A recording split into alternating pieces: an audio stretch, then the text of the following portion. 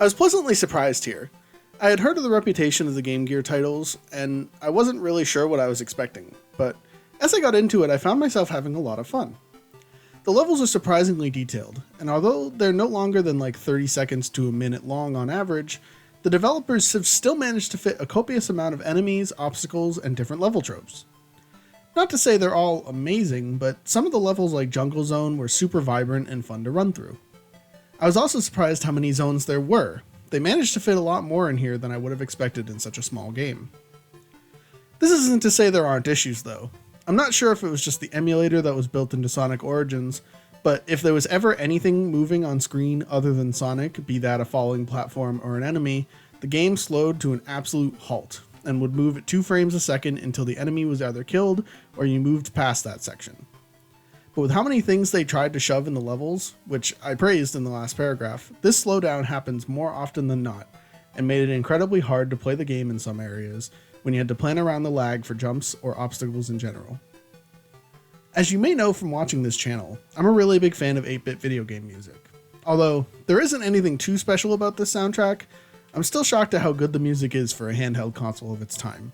You can tell they really tried to push the hardware as much as they could to try and get close to sounding like the Genesis. I was really impressed by this entry. It was a fantastic translation of the 16-bit game and would be perfect for someone who wasn't able to upgrade their Master System as a kid, but still wanted to play Sonic and be a part of the conversation. I do, however, wish I could say the same for the next game.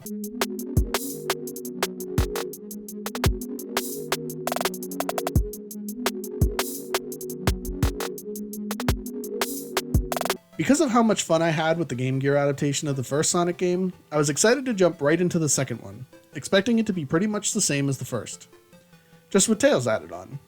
I unfortunately was very wrong about this, and instead found myself with a completely different experience. The level design here is as vivid as the first game, but I wish I could see any of it. The screen crunch on this one was atrocious. I don't understand why they thought they could take the suitable screen size of the first game and zoom it in so far that Sonic takes up a third of the screen.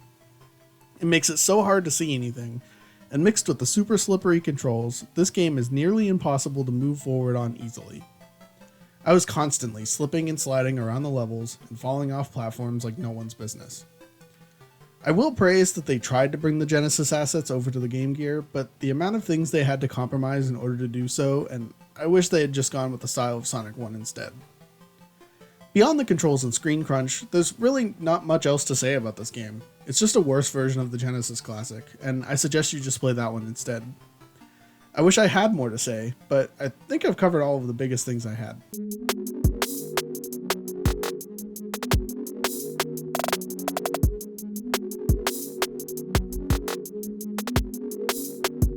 Overall, we're off to a very mixed start with the Game Gear titles. From my understanding, it's really only downhill from here, so I'm intrigued to see where we go as the season continues. What did you think of Sonic 1 and 2 Game Gear? Let me know in the comments below, and don't forget to subscribe while you're down there. Thanks for watching, and I'll see you in the next video.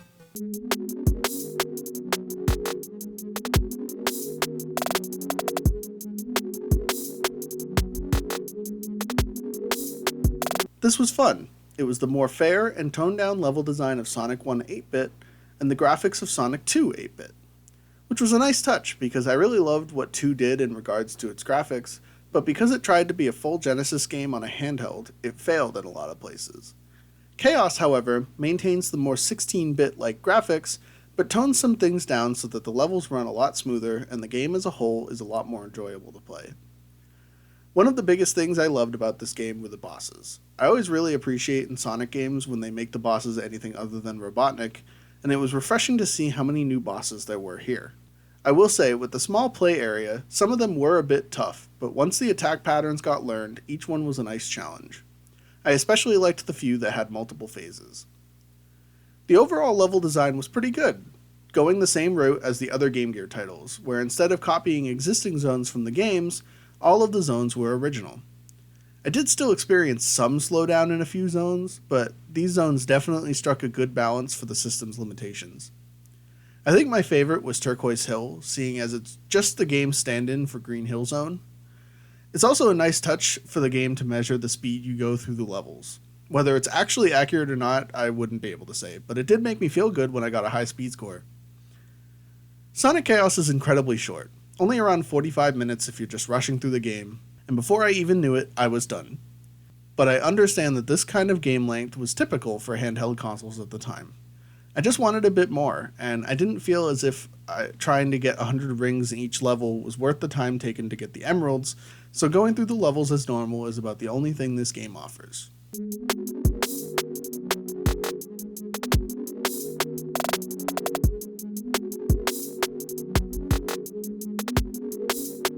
Sonic Chaos was a great blend of two games that came before it. For everything that's possible in the Game Gear, I think this is the perfect adaptation of Sonic on it. I'm super curious to see where we go from here. I know the racing games are next.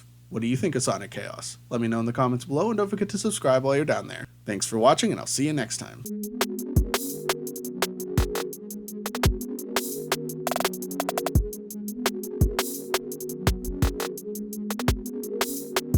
There was a game I used to have on my first flip phone that I played all the time.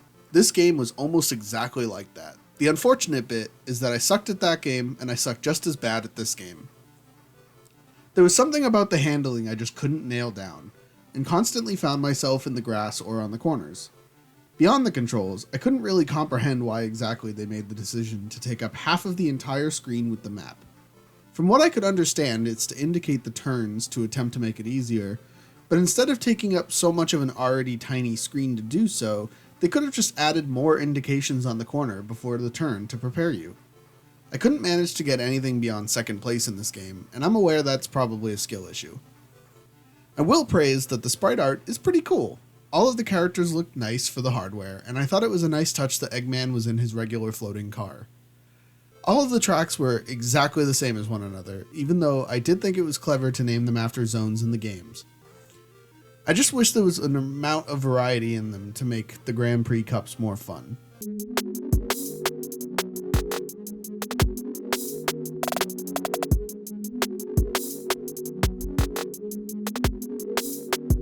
I'm not sure you could even call this a sequel. Beyond some better sprite art and some fairly useless power-ups, this game plays exactly the same as its predecessor. It's just as hard and as frustrating to control. They still chose to take up half the screen with a map that doesn't do anything in the gameplay. I'm not sure why they chose to do another drift game if they didn't have any new ideas or advancements to warrant doing so, or without making any major changes or upgrades to it, beyond a few small power-ups that I didn't see much point in, as they never seem to do anything. I don't have particularly anything else to say about this entry. You could simply just play either or.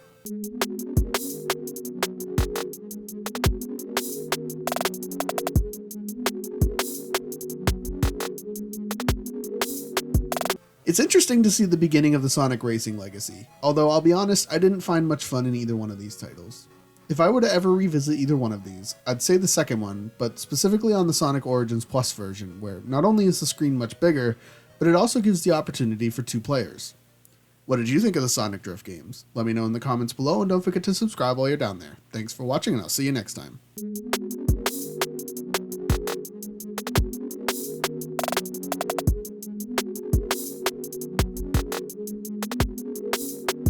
Viewers of this series will know that when I played this game on the Genesis, I absolutely hated it.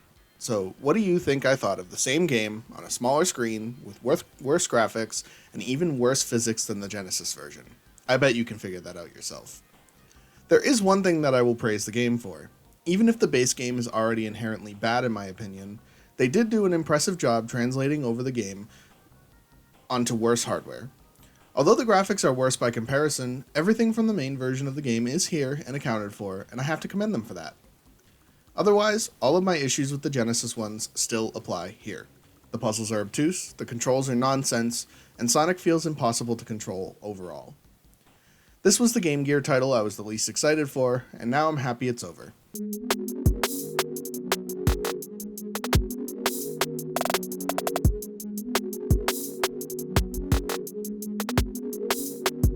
This was honestly the perfect adaptation of this game in my eyes. I know it's a puzzle game, so it's more simple than something like Spinball, but I was impressed that not only were all of the levels from the main game still here, but the graphics were also still incredibly similar. I did find that the exact same difficulty curve is still here, where the game goes from being moderately challenging but fair, to absolutely impossible within the course of one level. I wonder why they chose to not only make such a strong curve, or why they chose to hide the easier difficulties behind cheat codes, which as far as I'm aware, are not present in the Game Gear version. It makes it hard to enjoy the scenario mode. All that being said though, I would love to have this game portably for the other modes it offers if I were a kid with a Game Gear.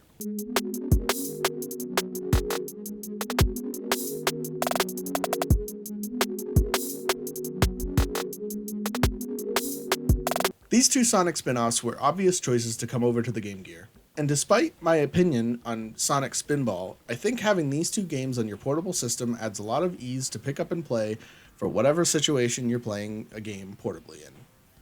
I am also looking forward to next week, since we'll be covering the Tails games. If you want to see that, don't forget to subscribe down below. Thanks for watching, and I'll see you next time.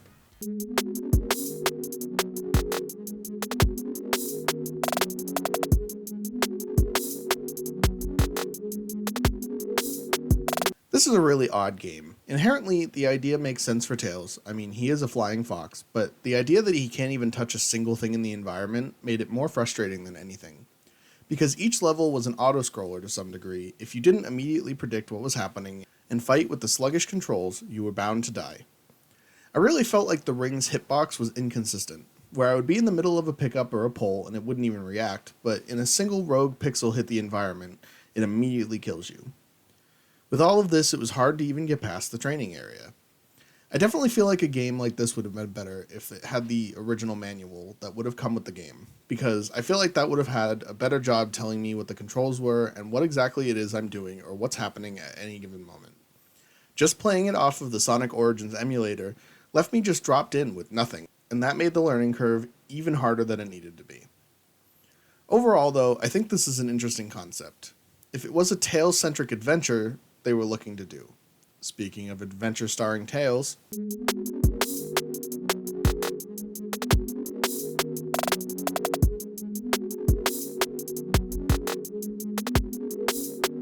this was a lot closer to a typical Sonic game than Sky Patrol, but still managed to have a very good identity all to its own.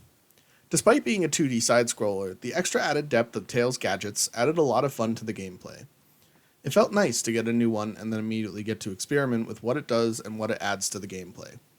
It felt very Metroid-like getting a new power-up mid-level. On the topic of levels, I was shocked to see how big they were. All of the other Sonic games I've played so far have had levels that had lasted no more than 30 seconds, but this game felt very sprawling and had multiple different paths to explore. This could also be because one of my biggest critiques of the game, Tails' movement speed. He is so incredibly slow, and because he doesn't have his spin dash in this game, there's no way to speed him up that I could find. Although, it gave an opportunity to experience the level more, it became frustrating the further I got in.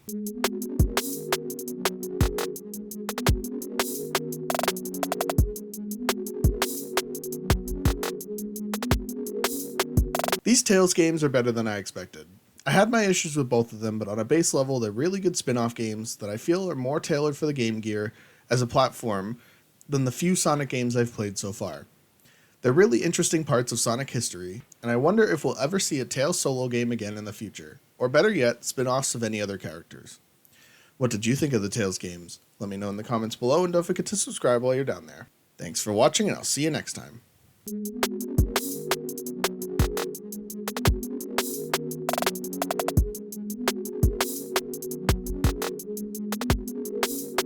This is by far the most conflicting game that I've played on the Game Gear so far.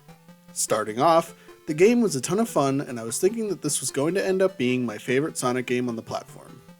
But as the game continued, there were a few big things that started to really annoy me.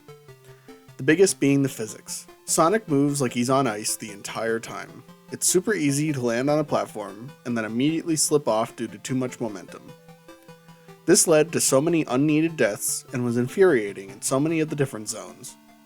The game also slowed to a halt in certain areas, which I know is common for the Game Gear titles, but it was at its peak here, and made parts of the game feel incredibly sluggish and sometimes impossible to play. On the positive side of things, the graphics in this game are the closest that the team of devs have gotten to making Genesis level graphics on the Game Gear. Everything looks great from the sprites to the zone designs, and there were a few themes for zones that, to my knowledge so far of the franchise, are not very common, like the Robotnik Winter Zone. It was refreshing to see new ideas when things like Green Hill Zone appear in nearly every single game. I also really liked how expressive the sprites were, like Sonic looking back and forth while in the bubbles, or Fang freaking out in the last zone when you approach him. It's just small details like that that I really enjoy in a game like this. On one other small note I want to mention is I love the automatic transition between Act 2 and 3 in Sunset Park Zone. Going straight into the boss was so cool, and it really took me off guard at first. Although, for as cool as that was, the bosses as a whole were just okay. I liked the final Eggman bosses, even if the lightning chamber at the finale was a little tedious. I was appreciative that it wasn't just Eggman over and over again, and the bosses were quite varied overall.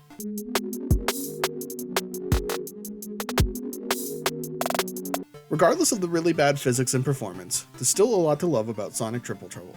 I'd say that this is one of the best Game Gear titles in the list, and a testament to just how much they were able to squeeze into such a small console. What did you think of Triple Trouble? Let me know in the comments below, and don't forget to subscribe while you're down there. Thanks for watching, and I'll see you next time.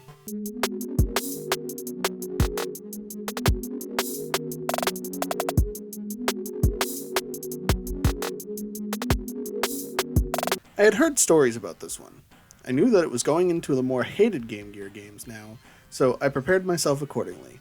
However, no matter how much I could have possibly prepared myself for what Labyrinth was going to throw at me, I couldn't have been ready. This is easily one of the worst games I've ever attempted to play. The controls are slippery, and my fingers were cramping less than 10 minutes in from just how much I had to readjust and fight Sonic from where I wanted to move. Which is ironic, because this game is the slowest this super fast hedgehog will ever move. I know in the game's description it says that Eggman gave him slowdown boots, but that's just a lore explanation for how unbelievably bad this game is made. You're supposed to make the game around the lore, not the other way around. The slowness, though, was only while walking, because if you even thought of spin dashing, you go flying around the stage like a pinball coated in butter on ice, and suddenly Sonic becomes impossible to control. This can go on for however long the game feels like, because for some reason all the stage edges are bouncy. This is shown to be even worse for bosses, which leads to so much frustration in trying to get even one hit in before the boss inevitably kills me.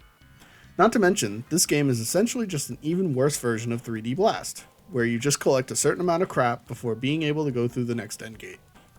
The environments were not even good to look at, because it's all the same color pattern throughout the entire stage with very little other obstacles or things to look at, other than the same 3 enemies and the controls.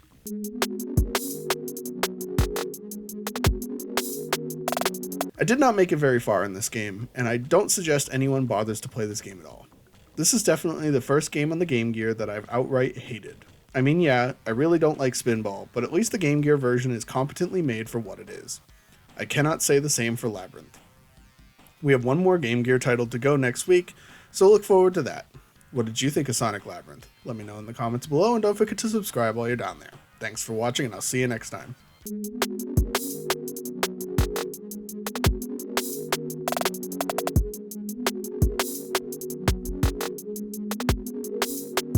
So I'm going to say something super controversial here. This game was not bad. Like, yeah, the graphics make me want to throw up, but if we're talking about pure gameplay here, I actually enjoyed this game fairly well. After spending so many weeks now playing the spin-off puzzle games and other games like Sky Patrol, it was actually nice to get back to regular 2D platforming. I think this style of Sonic is where the Game Gear thrives, so it was nice to go back to the basics. That being said, I see where people wouldn't like this game. As previously mentioned, the graphics are just straight up awful. Like, the stages look like Lego bricks hastily thrown together, and Sonic and Knuckles look like they may have been doing too much of a particular hallucinogenic drug before the game started. But there's one big redeeming thing that have made me love this game, and I don't think it's in the way they intended. A lot of Sonic games, despite being about the fastest thing alive, have parts in them that require being slow or precise in platforming or other obstacles. Sonic Blast does not suffer from this problem, but it's very much not intentional.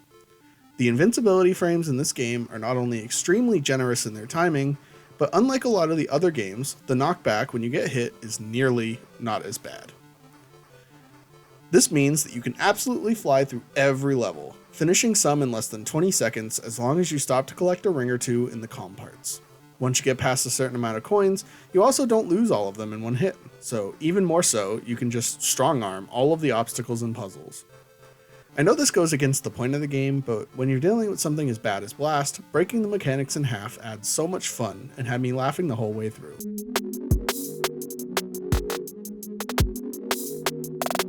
I recommend you play this one actually, not for any reason other than to have a great laugh at how much you can power your way through every single stage, no issue. If you go into this expecting a good Sonic game, you aren't in the right place, but Blast has its merits as a broken, funny mess. We're now done with the Game Gear titles, so next week will be a compilation of all the episodes together. After this, we'll be moving on to the arcade and PC exclusive titles, so look forward to that. What do you think of Sonic Blast? Let me know in the comments below and don't forget to subscribe while you're down there. Thanks for watching and I'll see you next time.